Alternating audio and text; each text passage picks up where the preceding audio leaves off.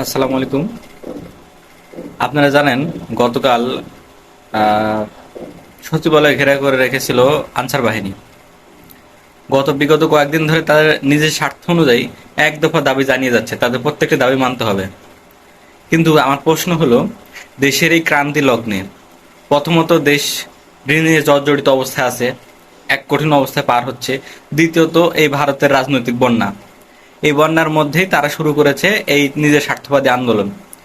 আমরা তাদের জানাতে চাই যে এই আন্দোলন ভাই আপনারা কিছুদিন পরেও করতে পারতেন, কিছুদিন পরে করা যেত না? দেশটা একটু স্থিতিশীল হোক, 2টা মাস বা 1.5 মাস সময় দেন, তাহলে দেশটা স্থিতিশীল হতো না? তারপরে আপনারা দাবি দাওয়া করেন, আপনারা আন্দোলন করেন, সেটা আপনাদের পর্যবেক্ষণ দেখা হবে। কিন্তু না, আপনারা কি শুরু করেছেন? আপনারা শুরু করেছেন এই যে তাদের দাবি মানতেই হবে। এটা কোনো কথা হলো? দেশের এই বন্যা পরিস্থিতিতে আপনার নিজের স্বার্থ নিয়ে পড়ে আছেন, যেখানে দেশের লোকজন বাঁচতেছে না, মানুষ ভেসে যাচ্ছে, মানুষ মারা যাচ্ছে, গরু হাঁস মুরগি সব ভেসে চলে যাচ্ছে, মানুষকে মাটি দেওয়ার পর্যন্ত জায়গা পাচ্ছে না মানুষ। ভেলাই করে দেখলাম মানুষ চিরকুটে লিখে দিছে, একটি মহিলা মানুষ যদি আপনারা মাটি পান দাফন দিয়ে দিয়ে। তাহলে দেশের কি একটা ক্রান্তি লগ্ন অবস্থা চলছে, আর আপনারা নিজেদের স্বার্থ নিয়ে পড়ে আছেন। এটা দ্বারা প্রমাণিত হয় যে আপনার স্বার্থবাদী এবং বিগত স্বৈরাচারী শাসকের মতোই আপনারা, একই একই জড় একই রক্ত আপনারা।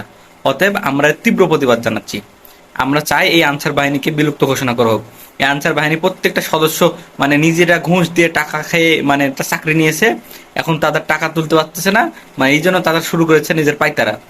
একে তো ঘুষ দিয়ে অন্যভাবে চাকরি নিয়েছে, দ্বিতীয়ত আবার তারা স্বার্থবাদী আন্দোলন শুরু করছে।